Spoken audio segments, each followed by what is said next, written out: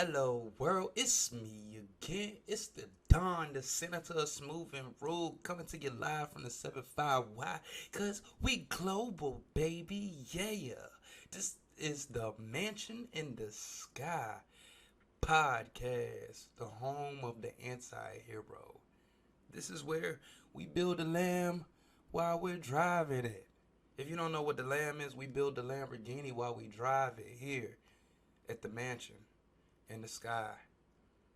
I have another wonderful, interesting topic for you today.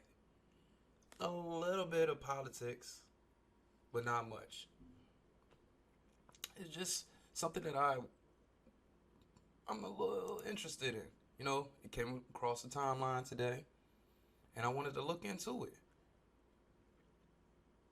But all I gotta say to the first topic, which is the U.S. are welcoming up to 100,000 Ukrainians fleeing war amid broader aid effort. All I gotta say to that is build the wall. Build the wall. Build the wall. And then the second topic is basically closing out the topic from last night, which we were talking about these social media apps that we use every single day and how they try to run a finesse game on us and get us to keep coming back, which is all by design. So I wanted to dive deeper into how to detox yourself from social media properly and just take a deeper dive in on that. So we're going to start this thing off the right way, the only way that we know how to do it, with the word of the day. Reciprocate, which is a verb. Reciprocate. I needed that right there because it's hard for me to say a lot of these words. Oh, yeah. I ran out of coffee, but I do have this. And I got my pack of smokes. Reciprocate.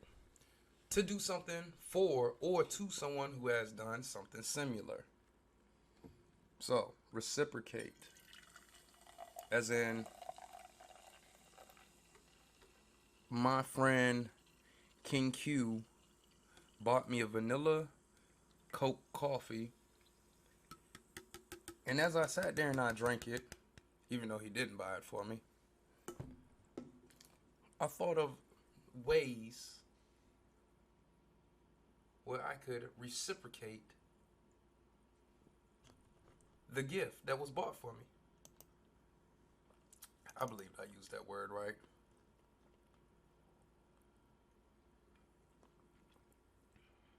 Or how, let me just read the sentence that's here. All right. It was kind of my friend to give me a ride to the airport. And on the flight, I was thinking of how to reciprocate the favor. That's the word of the day, reciprocate. All right, let's get straight into the topic. The U.S. is to welcome up to 100,000 Ukrainians fleeing war amid broader aid effort. And I don't want to harp on this topic too tough. This article came out March 24th, 2022 at 11:07, and it's coming to us from NASDAQ.com. The United States plans to accept up to 100,000 Ukrainians fleeing Russia's invasion and is pledging $1 billion in new humanitarian aid. Whew! Come on, man. Come on. I'm the anti-hero, man. I just want to get to the bag and run. Because money make me come. The Biden administration said on Thursday, after a month of bombardments touched off Europe's fastest moving refugee crisis since the end of World War II. Sheesh. The announcement coincided with U.S. President Joe Biden's meeting with European leaders in Brussels to coordinate the Western response to the crisis. They like, bet you not about to sit back and not do shit about this. More than 3.5 million people have fled since Russia invaded Ukraine on the 24th of February, putting a strain on the neighboring European countries receiving them. U.S. lawmakers and advocates have urged Biden to do more to help those seeking refuge in the United States. A senior Biden official said the administration still expected many Ukrainians to choose to remain in Europe, close to their home country, but added the U.S. commitment to receive more people would relieve some pressure on European nations currently hosting refugees. So, watch all these Ukrainian societies pop up and communities pop up in the U.S. here in the next 10, 15, 20, 25, 30 years. Watch. We're going to mess around and have a Ukrainian president here in the next 20 years. We recognize that some number of Ukrainians who have fled may wish to come to the United States temporarily. Your ass going to get here, and then you're going to see this chocolate right here, and you ain't going to want to leave. The official told reporters on the condition of and to be anonymous. The Biden administration said in a statement it would use the full range of legal pathways to bring Ukrainians to the United States, including the U.S. Refugee Settlement Program. What's that? I wonder what that is. We're going to look that up.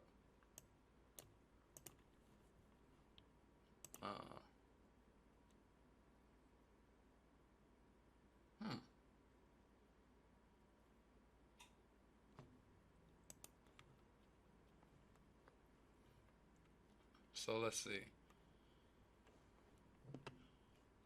The U.S. Refugees Resettlement Program explained.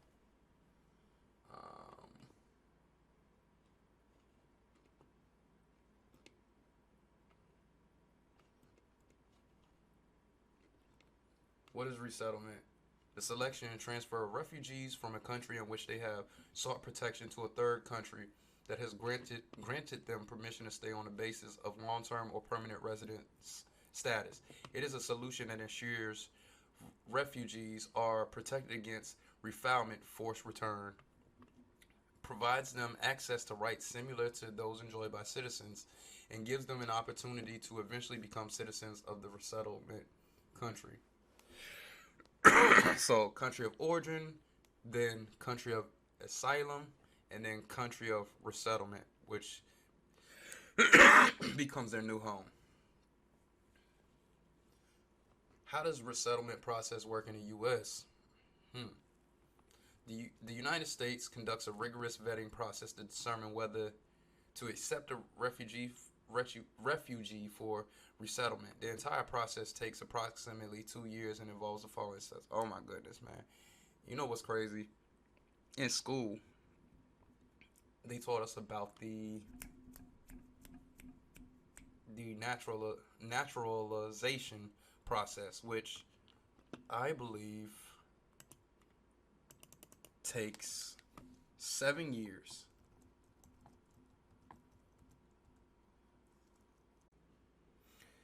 So, the naturalization process takes 2 years in totality.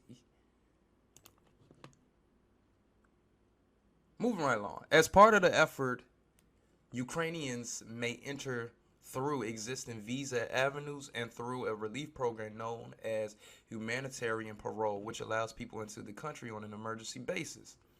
What is that? What is the humanitarian parole? Humanitarian parole is an extraordinary measure sparingly used to bring an otherwise inadmissible alien into the United States for a temporary period of time due to a compelling emergency. It is not intended to be used to circumvent normal visa issuing procedures, bypass delays in visa insurance, or immigrate to the United States. It is possible that a parolee can adjust to a permanent status from parolee. Uh, Parolees granted asylum, beneficiary of a relative petition, or Cubans through the Cuban Adjustment Act. Who can apply? Anybody.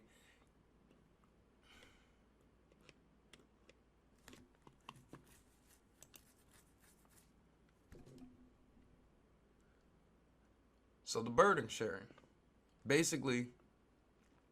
Well, nah, I'm not gonna summarize it. I'm gonna go ahead and go through it. Before the crisis erupted in Ukraine, Biden launched the largest U.S. resettlement effort since the Vietnam War by accepting about 80,000 Afghans after U.S. troops left Afghanistan following 20 years of war, which really they're going to be accepting like over 120 some thousand refugees. If my numbers are right, somewhere close to about 200,000. In contrast to the Afghan evacuation, however, the 100,000 Ukrainians would not necessarily be allowed into the United States within the current fiscal year, which stretches until the end of September. In the first 2 weeks of March, 7 Ukrainian refugees resettled in the United States. Eastern European countries, most notably Poland, have received the bulk of people escaped in the Russian shelling of cities and towns across Ukraine. These countries want additional nations to take in refugees, with the European Union set to discuss fair burden sharing. Fair enough. The United States has allotted billions of dollars in economic aid in fleeing Ukrainians and countries hosting them.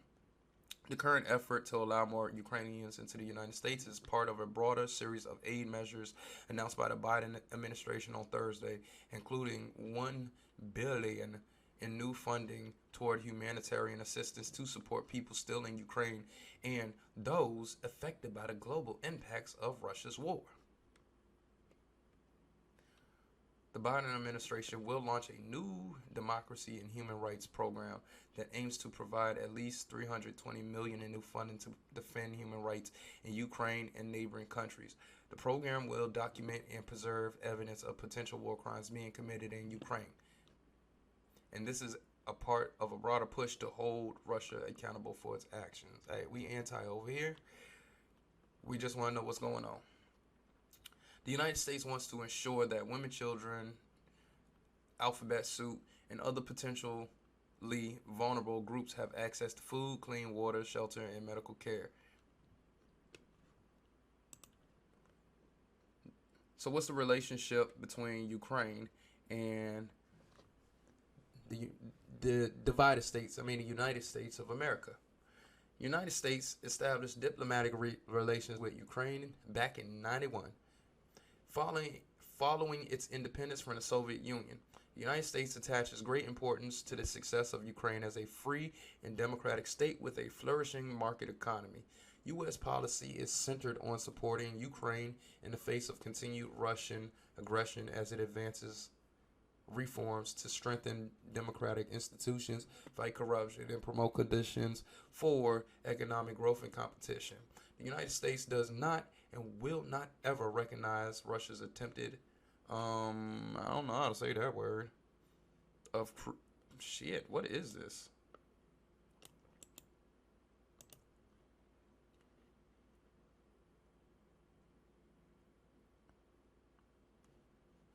Let's see. Let's get us.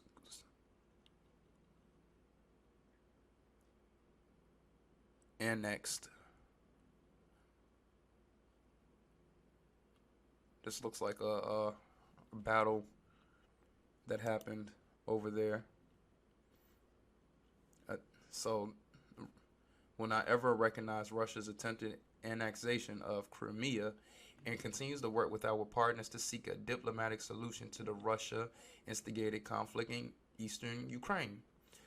The U.S.-Ukraine Charter on Strategic Partnership highlights the importance of the bilateral relationship and the continued commitment of the United States to support enhanced engagement between the North Atlantic Treaty Organization, NATO, and Ukraine. So there's history. Ukraine and the U.S. belong to a number of the same international organizations, including the United States, United UN, Organization for Security and Cooperation in Europe, International Monetary Fund, World Bank, World Trade Organization, and Euro-Atlantic Partnership Council, New World Order. Also is an observer to the Organization of American States. So they have ties together. So that's why. That's why. That's why. That is why. Technology segment. Yesterday, I talked about how these apps, they are on your ass because they want to sell you, they want to control you, they want to know your every movement, what you're doing, who you're talking to, what you're buying, where you're spending your money, shit, your credit card number, your PIN number, your girlfriend, what her cup size is. All of that. And I want you to live a good life. I want you to experience peace, quiet, and freedom in this life. Because we deserve that. This life is not just about being a 9-to-5er. Nothing's wrong with being a 9-to-5er, but I think it's more to life than just living like that. So we're gonna tie up the loose ends from the technology segment from last episode and do right. So we're going to go down the lane of how to take a social media detox and improve your mental health. First things first is we need to know exactly what a social media detox is. This is a conscious elimination of social media use and consumption for a set period of time. Could be 30 days, 7 days, or even a long year or a year-long social media detox. Ideally, you're completely eliminating social media use and consumption. This means deleting and removing all social media apps from your phone, and in some cases where it's possible, temporarily disabling your social media accounts. Why would you even do this? I mean, because you spend too much time. As we learned yesterday, a displacement of time. So instead of watching TV like how the Gen Xers did back in the 90s, or even the millennials like myself did in the early 2000s, we watched TV and they just gave it to us. But now you pick what you want to watch, what you want to do on your phone, on your mobile device, on your smart TVs, your smartphones, and it's still the same concept of displacing time.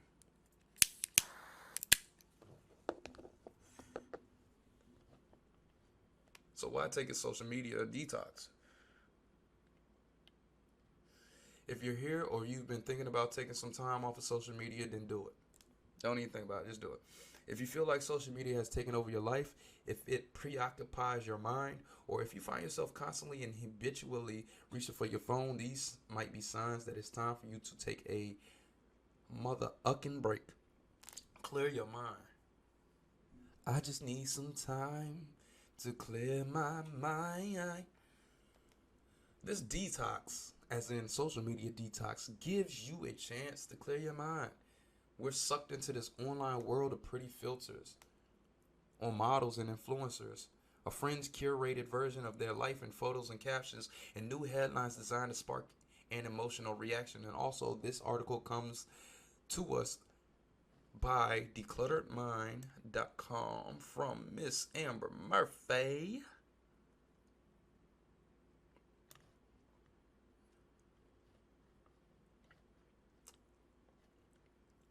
This is all a recipe for a disaster when it comes to our mental health. It's unnecessary clutter. You gotta declutter. You gotta find some time to clear your mind. It's informational junk food, and ultimately, most of it is useless.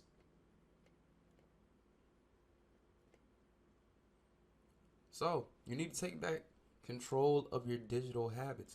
Most people are not gonna do it, but think I'm gonna do a series called "Be Human Again" because, and I think I'm gonna do a topic on how we become androids also. But take back control. I'm trying to tell you, all of these all of these articles, really the technology articles. The one constant variable is control. They're trying to control you. Whoever they are. Could be the world order. I don't know. We don't know. By detoxing from social media, this gives you back control of your phone and your digital habits. Soon, over here in the US, they're already doing it in China. But soon, social credit scores is going to be the wave. And it's going to be the wave of the future. Social media apps and websites are designed to get you hooked and give you instant gratification through likes, notifications, feedback loops. What happened to delayed gratification? What happened to putting in the grind? Just like I'm doing with the Mansion in the Sky podcast. I don't care how many people watch this podcast right now. All I care about is that the right people watch this podcast. That's all I care about. So, moving through this, let's get into the benefits of a social media detox. Are there any real benefits to it? Of course there are. More free time. Less anxiety. Anxiety is more so what is gonna happen. I'm so anxious. Ooh, let's meet at 11:30. I love it when you're talking dirty. Said I'm so anxious. Ooh. Anxiety. Better mornings. I know I've reached for my phone in the morning every day. And I don't need to. Most people check their phones first thing in the morning and just investigating notifications and things that don't even matter. This sets the tone for the rest of your morning and even your day. Intentionally staying away from social media forces you to use your time either in the mornings or during your commute to work or while you're morning coffee or while you're making and having your morning coffee in a different way. Instead of reading a feed, read a book. Instead of taking some photos for IG, InstaFace, Snapbook, take a quick morning walk. Instead of seeing what so and who so tweeted and who talking about who twerked and them how them cheeks clapped in that sundress, then just notice what thoughts enter your mind with a morning meditation, something different, more mindfulness. One thing,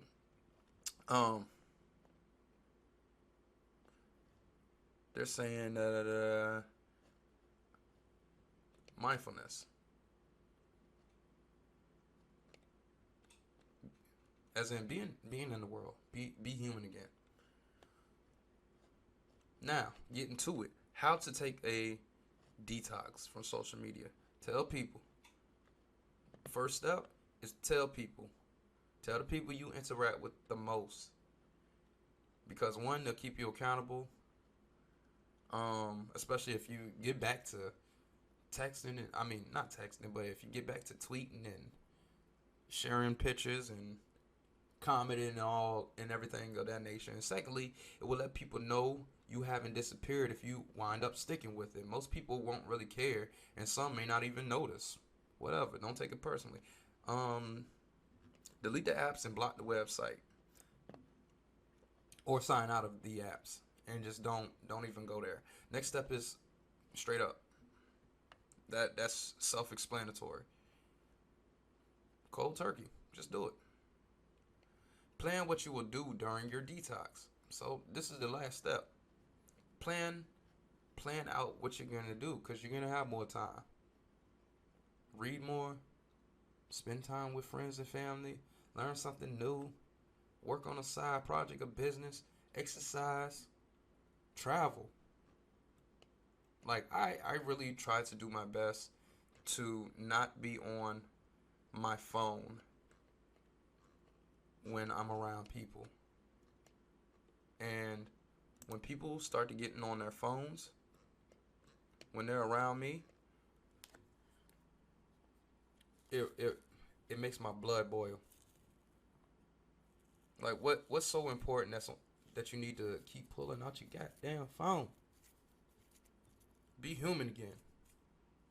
I get it. This is where everything is going. This is what it is. All right, breaking down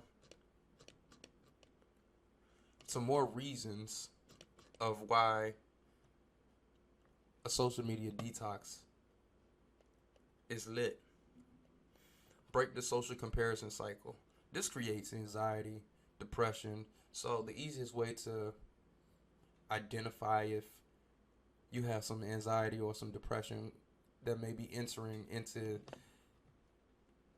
your consciousness is anxiety is living in the future. More so like I don't know how things may turn out.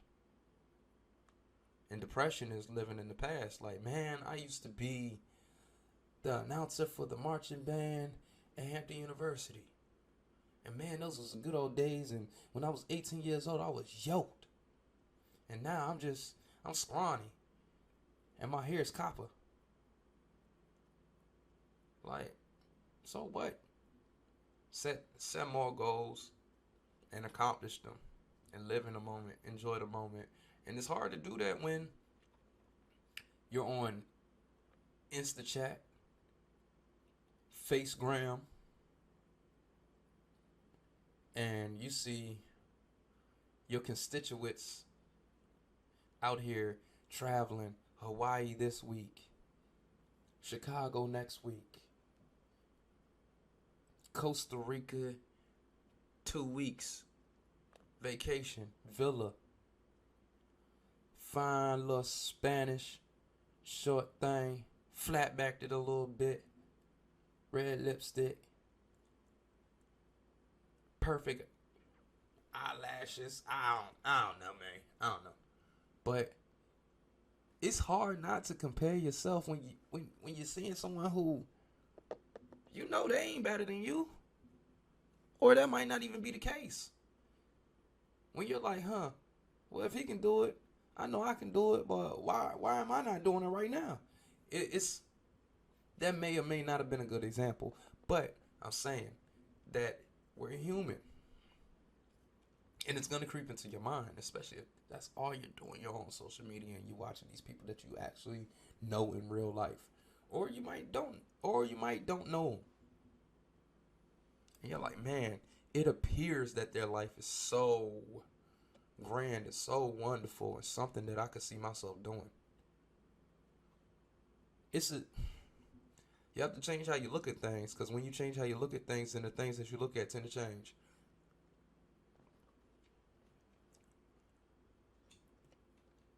Detox. Protect your privacy. Social media is a convenient way to keep in touch and share photos, but it also requires you to give up a lot of privacy. I'll go into that later.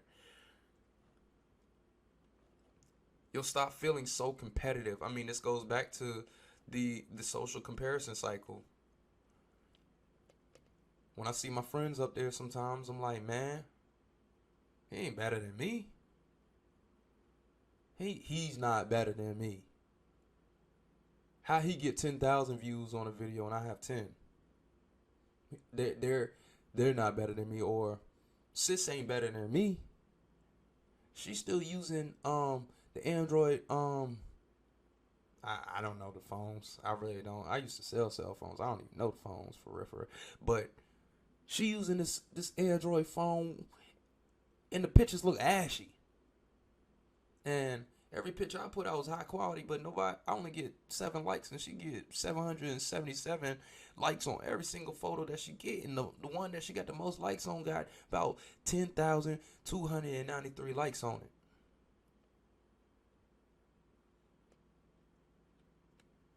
Once again, This type of competitiveness is not healthy, and it can cause anxiety and depression. Living in the future or living in the past. Enjoy the moment. Enjoy the life. Be human again. Improves your overall mood. For a couple years ago, I did this 2, maybe even 3 years consecutively, where I took a month break off from social media. Like, it was easy. And what I noticed was I wasn't missing anything. Like, that FOMO, I believe I have that pulled up. I don't want to do this one first. I believe I have FOMO pulled up somewhere. Yeah, FOMO. The fear of missing out. I didn't experience that at all. I didn't. Now, one of the years, the only app that I did use was IG. And I was good. Now, at the time, I was using Snapchat. I was using Facebook. I was using Twitter. I was using everything. And I was like, man, this is too much. I mean, I was really feeling depressed. I mean, days and days and days and days and days were going by, and I wasn't doing anything. I was just 9 to 5, 8 to 4, 7 to 3, and I wasn't doing a damn thing. I was just complaining, bitching, moaning, living to die, and that contributed to it. The shit was burning me out, along with every other thing that I was doing in my life, which wasn't doing anything. It had nothing to do with what I wanted to do. Conquer your fear of missing out. There you go. Get back to shark business. Get back to shark business. What's your business? If you don't know, you need to figure it out. Find out. Like, we have the time. We have the time. It's just we're displacing the time with something else. Sleeping, being a piece of shit, or being a piece of shit. Do better. I'm working on doing better. Like I said, this is the home of the anti-heroes, number one. And we're building the Lamborghini as we drive it. I'm learning just like how everybody else is learning. But I'm going out, I'm doing the research because I'm not scared. I'm not scared that somebody may call me out and bust my balls because I don't know. I'm showing y'all. I'm showing the people who are either younger than me, older than me, or the same age as me that you got to continue to learn. You got to continue to be great. This is continued success. And that's what I'm going to show you guys, that we're going to continue to do this every single day. So conquer your fear of missing out. What you missing out on? Man, right now I'm focused on creating that subject or topic that people will have FOMO over. That's what I want to do. That's what I am doing.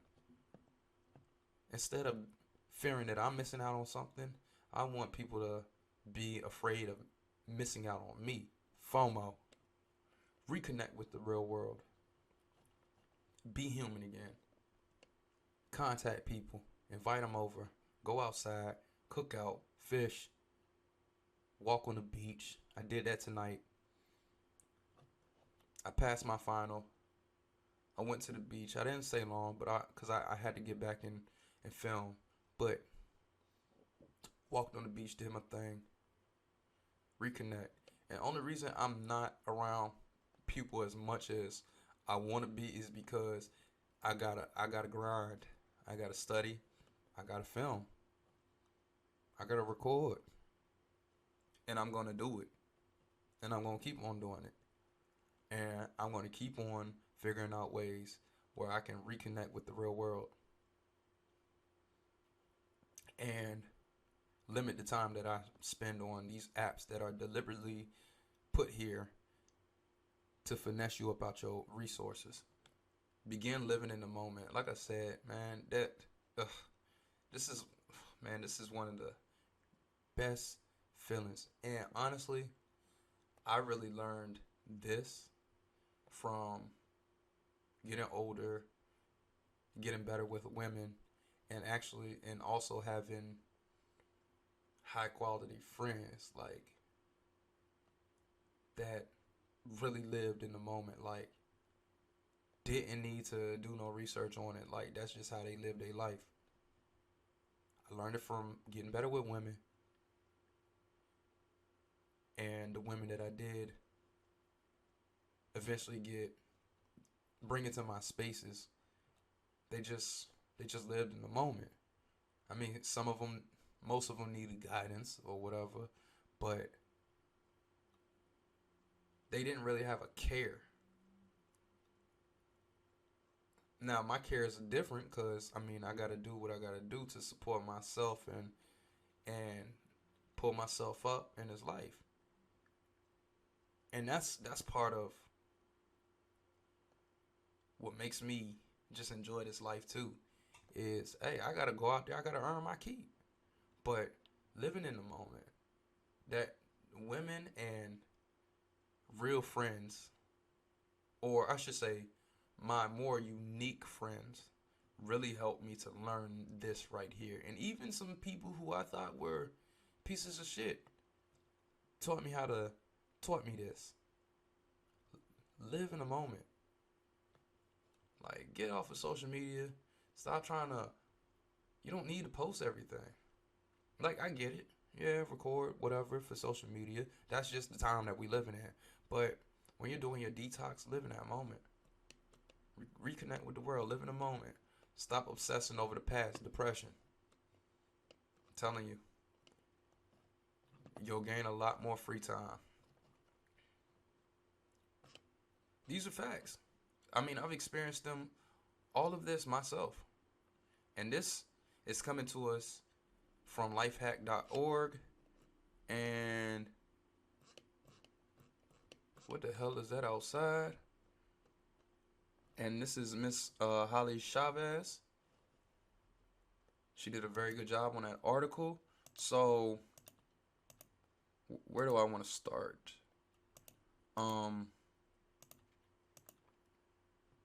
So this is the article that I did on the last episode. Sneaky ways apps like all of these lure you in to get you addicted. And I don't want to go too long. Still gotta go to sleep. But I wanted to dig deeper into some of the methods that they use to pull your ass back in and keep you engaged. That's what it's about. FOMO, fear of missing out. So, your turn. The first step to a successful social media that's actually where since I said FOMO, we're gonna start on FOMO. Alright. Scared to stay in. The psychology of FOMO. This article came out September 4, 2019. What's FOMO? Social media users have the perfect tools to highlight fabricated, exaggerated, or falsified representations of their lives on their online profiles, which makes it easier for other users to envy them. In short, FOMO is the anxiety or motivation social media users feel when they want to belong to some group, event, or even a moment that others are posting about. It arises from feelings of social exclusion, isolation, or anxiety, and can be so intense that people will abandon what they're doing to join or consume a fleeting moment on social media. Be human again. Well, nah, that actually is human. That's human like a motherfucker. Mother-ucker.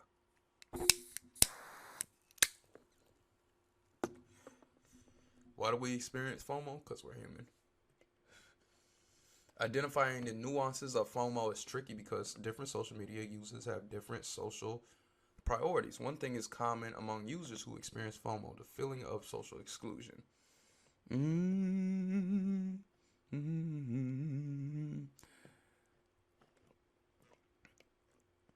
Let's see.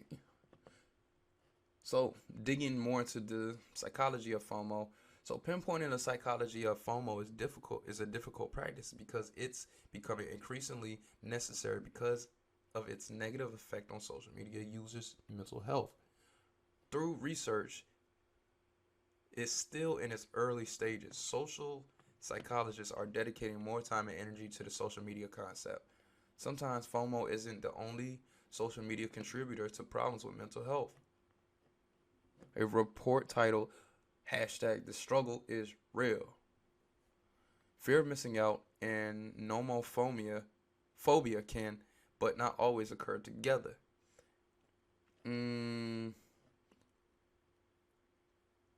This explored the dependence to their phones that humans are developing.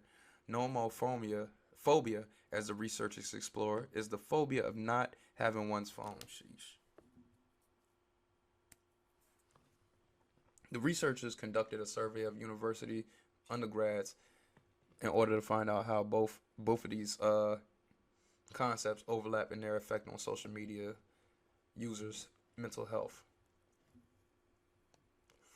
It was found that both of these concepts are linked with addictive behaviors and that the extensive smartphone and social media use are directly connected to lower self-esteem and greater emotional instability. So, we already know there's a problem to that, or with that. Now, how to overcome this? Like I said, it's still in early stages, but if you ask me, you gotta get a life. You gotta get a life, like a real life, outside of social media, outside of the hot damn metaverse. Get you a life that you can appreciate.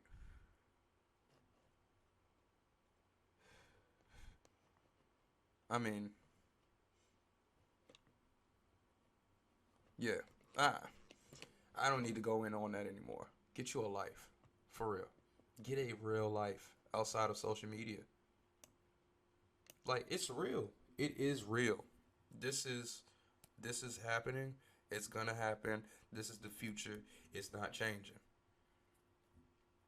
Get you a life that you appreciate, that you want to live. So, other examples of tactics that these companies are deliberately using to get you to come back to them. Okay, I just did that. I can go ahead and no, I'm going to save that. So, rules of reinforcement. This is a long one, so I'm not going to read everything, but this is, in the last article, it was called the variable schedule ratio, aka the casino method. So the key takeaways from this reinforcement schedules is a rule stating which instances of behavior, if any, will be reinforced. Reinforcement schedules can be divided into two broad categories: continuous schedules and partial schedules, also called intermittent schedules. In a continuous schedule, every instance of a desired behavior is reinforced, whereas partial schedules only reinforce the desired behavior occasionally. Partial reinforcement schedules are described as either fixed or variable and as either interval or ratio. Combinations of these four descriptors yield four kinds of partial reinforcement schedules: fixed ratio, fixed interval, variable ratio, and variable interval. Look, I'm telling you, man, they got it. They got this broken down to a science. They know you better than your mama and your daddy. I don't really want to. I'll read this and then I'll move on. I don't really want to go into it, but this is what All these social medias use it. So basically, what this is when you want to refresh your timeline, and you pull the top down and you see that icon up there, and it's idling, it's refreshing. That's what this is. You don't know what's finna come. You have no idea what's coming, but you're excited for what may come. Twitter was the one who more so um was they took it a step further, because when you actually sign into Twitter, that blue screen with the bird up there, it was intentionally and deliberately designed to entice you to, oh, what am I going to see first? They deliberately did that. And then also, you they still have that swipe down from the top, so new tweets or whatever information can come through just to entice you. Oh, what is it? Just casino effect, casino method. So it makes perfect sense. I get it. So in 1957, a revolutionary book for the field of behavioral science was published. Schedules of Reinforcement by C.B. Fearster and B.F. Skinner. The book described that organisms could be reinforced on different schedules, and that different schedules resulted in varied behavioral outcomes. These gentlemen These gentlemen's work established that how and when behaviors were reinforced carried significant effects on the strength and consistency of those behaviors. Straight up. All right, another one is, now this is more so employed by LinkedIn and Facebook. And Facebook employs all of these, and all of these social medias really essentially employ all of these methods. So, oh my goodness, I can't. Whew. Oh my gosh. All right. Refers to responding to a positive action with another positive action, rewarding kind actions as a social construct. This means that in response to a friendly action, people are frequently more nicer and much more cooperative than predicted by the self-interest model. Conversely, in response to hostile actions, they are frankly much more nasty and even brutal.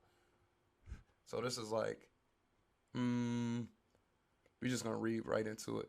Let's see. People categorize an action as kind by viewing its consequences and also by the person's fundamental intentions. Even if the consequences are the same, underlying intentions can cause an action to be reciprocated differently. Reciprocity, oh my goodness, is considered as a strong determining factor of human behavior. So, I mean, I think that's really kind of self-explanatory right there. Let's see. Do I need to? Basically, returning favors. I scratch your back, you scratch my back. So I connect with you, and just because I connected with you, hook me up. I gave you one more follower, but it don't work like that. You're not friends with everybody on Facebook. At best, most of the people that you're friends with on Facebook are acquaintances, and that's how it should be. It's just like, well, hey, if I need something, I might holler at you. I might. You might could call me. Call me now. All right, and then gamified. The gamification of learning and bringing these applications to you to keep you engaged. Let's see. So in a nutshell, this industry age instructional technique leaves many information age students in the dust. Gamified instruction uses the mechanics, engines, and underpinning strategies games use to encourage play to encourage learning. It is one method among many that teachers might embrace to leverage the millennial mindset and the unique power of games to sustain interest and build commitment, i.e., Instagram and TikTok babies, Snapchat babies, and Snapchat started the stories, and you can post as many random clips as you want to, but the gist of that is short attention spans. So they're like, well, now we gotta refine our approach on how to keep people engaged and how to learn up these people. Gamified instruction empowers students to their own learning. One, students who learn in a gamified classroom have a better capacity for persistence. Self-direction is oblig obligatory. I know I butchered that. In a gamified classroom, and it's developed by all games. Gamified instruction develops social skills. Gamified instruction encourages students to build self-directed learning communities. Risk-taking is encouraged by the democratic and meritocratic nature of gamified instruction. Butcher that too. A playful approach to learning is a natural consequence of gamified instruction, and a powerful sense of flow is an inherent part of gamified instruction. It's brilliant, straight up. And then I'm gonna leave that there, but what it is, it's brilliant. So now we're gonna roll over to some companies that are telling you what the hell they doing. They are telling you we trying to finesse you over here, or to our away from our competitors and over here. Over here.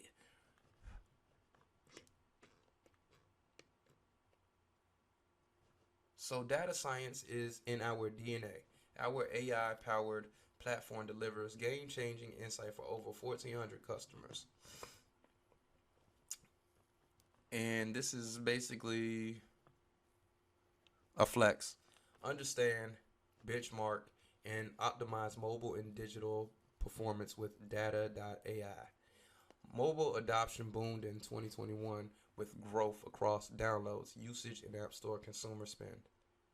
Over 232 billion downloads, $168 billion in consumer spend, and 3.9 trillion hours globally. Sheesh.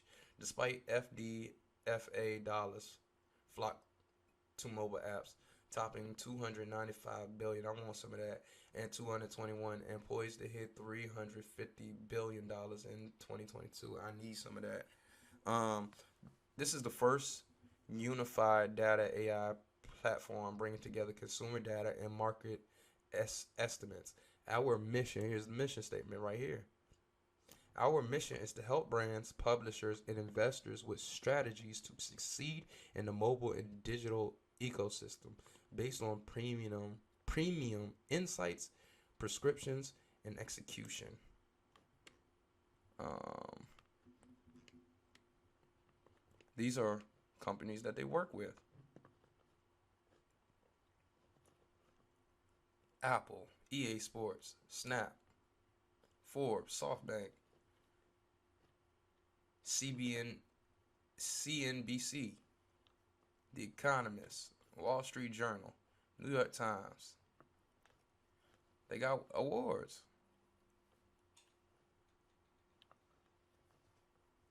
Da, da, da.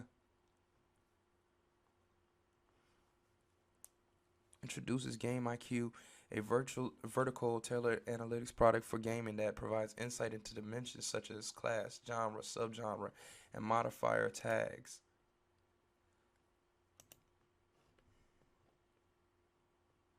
I wanna dig more into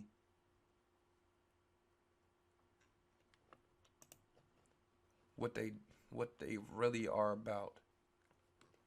I don't think I really looked into this too tough. Um,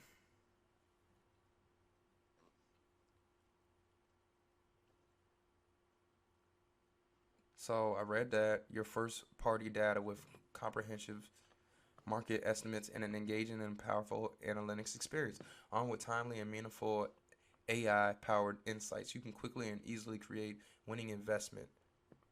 Winning investment. Finding leads. Finding your dumb broke ass to go spend bread over there. Go to market, competitive campaign, and advertising strategies. See? So that's why it makes more sense now why these cell phones can hear a nigga. So they can gain an edge. So their competitors can, or their partners can gain an edge. How else are they gonna get you to goddamn spend the bread? When you're working with Apple, and it didn't say anything about Android, but Apple, I believe, not Google's its own thing, but I would assume that's why maybe the cell phones can hear you. Or part of the reason. Data science, machine learning, AI, big data.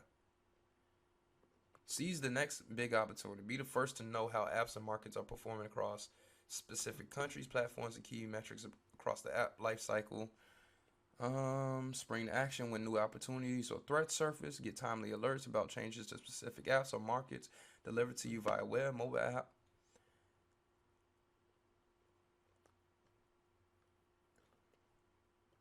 So yeah, this is an AI company detecting,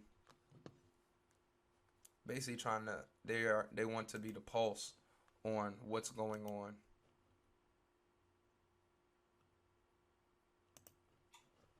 I did that. I just want to combines consumer and market data estimates, 1 million connected apps, thousands of connections, industry standard, 200 people in R&D. Data science is our DNA. We are leading the next generation AI play to unify consumer plus market data as the first data source. This is included these people. Oh, Lego. Wow. Samsung. Okay. United. Amazon. Alibaba. Google. So these guys are linked to everybody.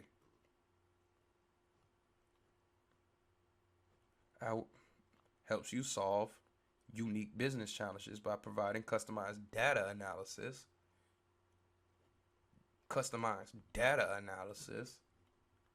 Data is gold. That's what it is. Data, our data is the new gold. And that's why mother uckers is selling it. Allegedly. Apptopia. They want to solve your biggest problems in mobile. Everyone is guessing. Publishers need to know what apps to build, how to monetize them, and where to price them. This is what I really had in mind.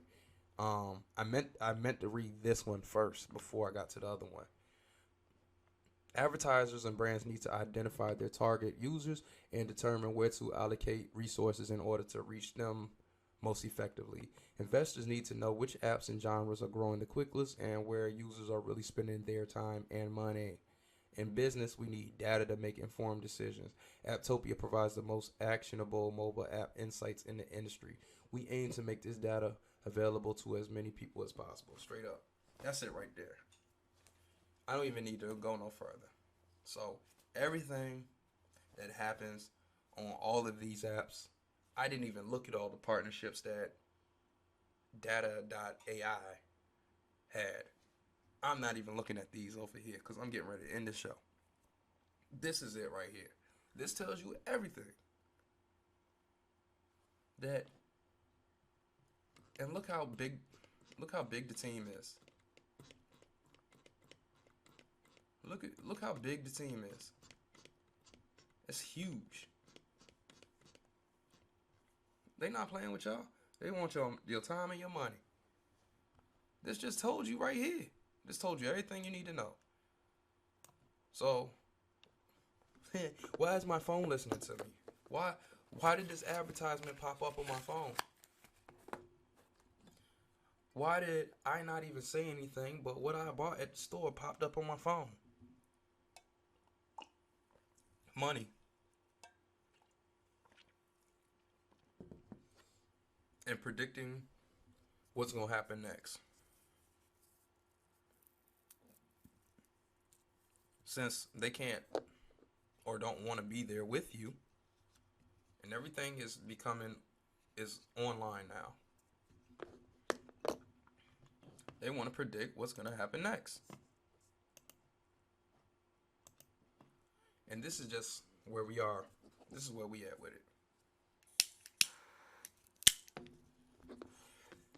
I damn sure ain't the smartest guy in the world. But I can see that. Now that I've done the research, and I haven't even done the real research, like, well, who's the company that did this?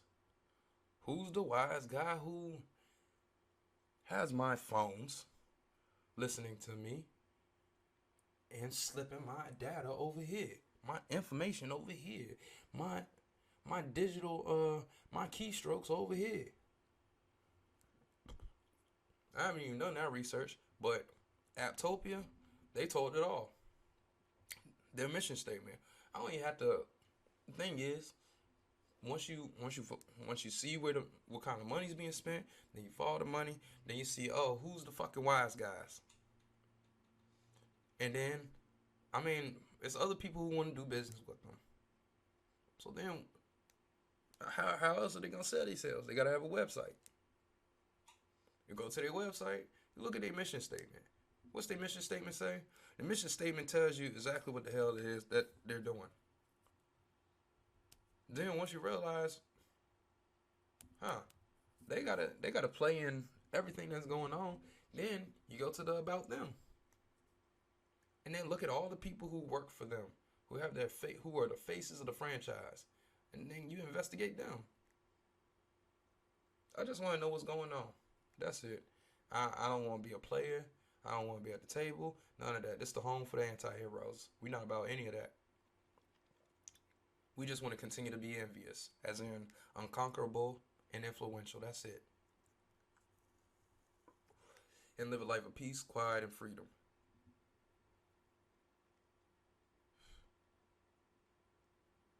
Because I feel free.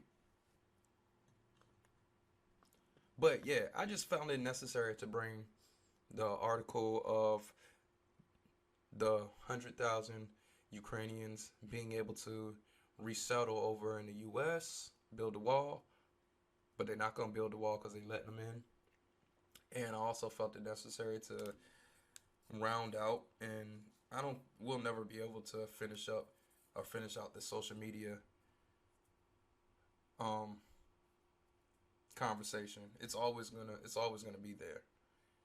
It's always gonna be a reason, or it's always gonna be a new method that's gonna come out where they want to bring you in more. So I get it. I just want to know why. I just want to know something new. I want to learn every day. I don't think that's a crime. Learning is not a crime yet. It ain't illegal yet. Think it's not illegal yet. So, reciprocate. That's what I'm doing right here. All this information out here, I just want to reciprocate it and give it to you guys. I don't know if I use that word correctly. I don't even care. But this the Mansion in the Sky podcast. And thank you for watching and listening. Until next time, signal out.